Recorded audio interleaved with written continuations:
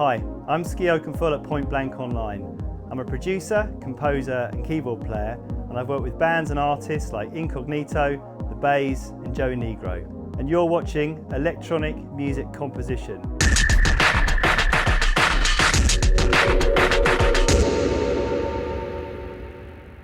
If you enjoy this EMC series, don't forget you can take a whole course with content like this called Electronic Music Composition.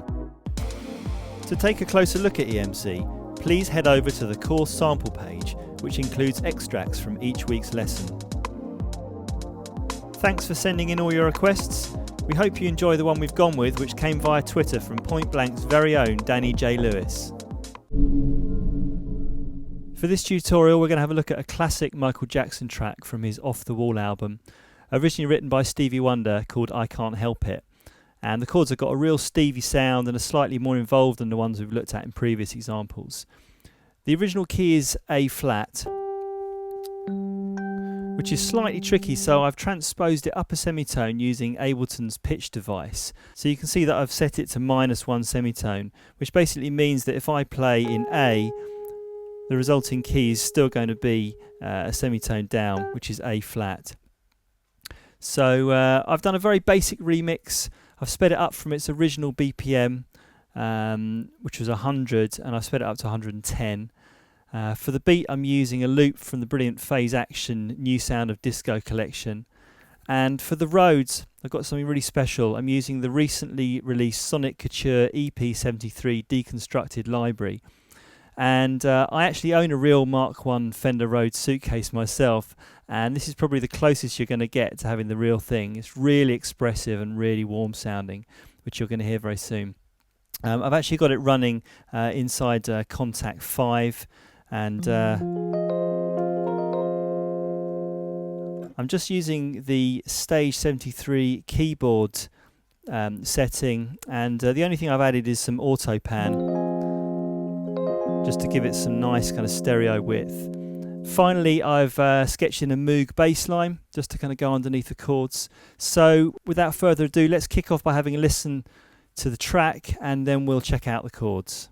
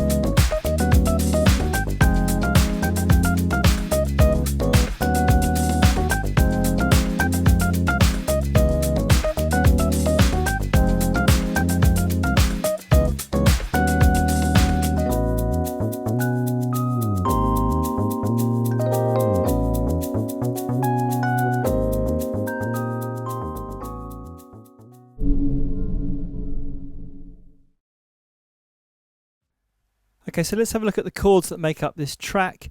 There are three main sections. There's an intro, a verse and a chorus. So let's have a look at the intro first. I'm just going to loop round that and play the two chords that make up the intro, which are these.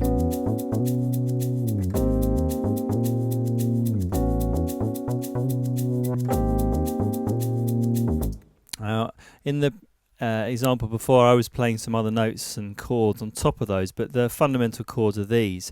The first one is a B flat with an added 6 and a 9. So if we have a B flat triad, which is this is the 1, 3 and the 5, the 6 is the G and the 9 is the C.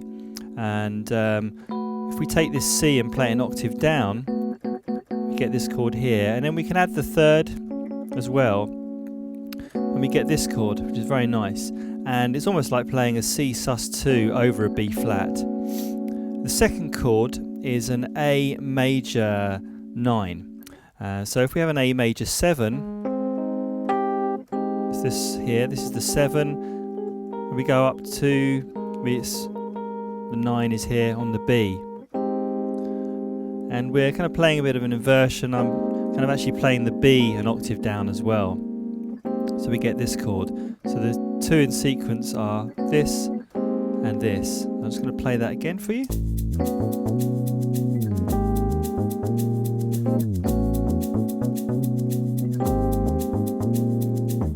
So we're effectively in A, kind of A major, because we're resolving onto this A chord here.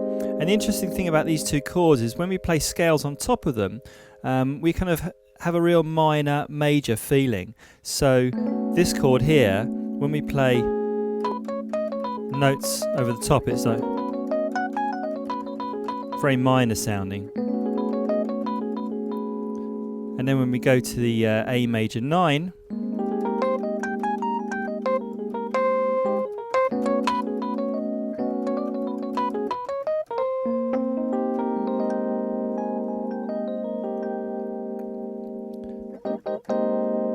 so that's a really nice feature of the intro chords.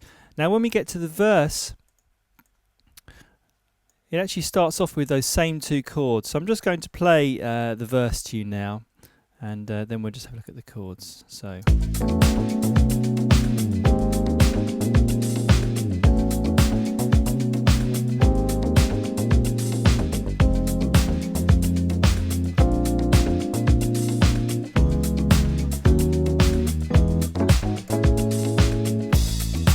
So it gets a little bit tricky towards the end, but I'm going to quickly run through those chords for you. So the first two are the same we had in the intro.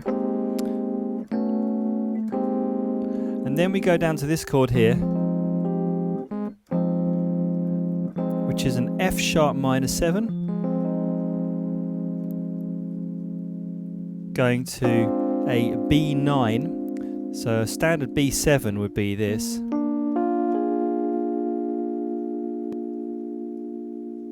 But then we put the 9 in here, but play it an octave down, and we have this kind of inversion here. And then we go down to a D minor 7, then an E minor 7, and then this little run of chords here, very, very Stevie. It's F major 7, G minor 7, A minor 7, B flat major 7. So they all kind of keep quite a similar shape. They're just going from major to minor to minor to major. So I'll play around that sequence one more time. And you'll notice right at the end, we don't have that run of chords. It just goes D minor 7, E minor 7, to then an A major 7. So let me play that to you.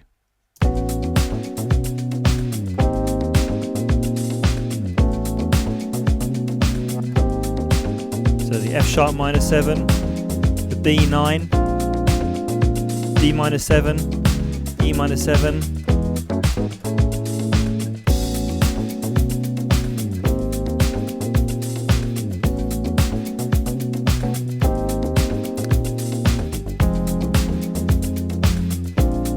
then it's the D minor 7, E minor 7, A major 7. And then that's leading really nicely into the chorus. And you can see it really just resolves onto this A, which is the key of the track. Okay, so let's have a look at the chorus chords now. We ended up with an A major 7, which is the key of the track at the end of the verse. The first chord of the chorus is an F sharp minor 7, which is the relative minor of A major. It then goes to a D minor 7, and then it goes to this kind of E7 chord. It's actually an augmented chord because the fifth here goes up a semitone, is augmented, and we've got this G up here as well, which is like the 10. So slightly strange chord, but very jazzy, and really feels like it's going to go somewhere. I mean, theoretically, it would go to the A here, which is the 1 chord, so it's like a 5-1. But instead, we go back to the relative minor, which is the F sharp minor 7 again. So let me just loop round that and we can hear what that sounds like.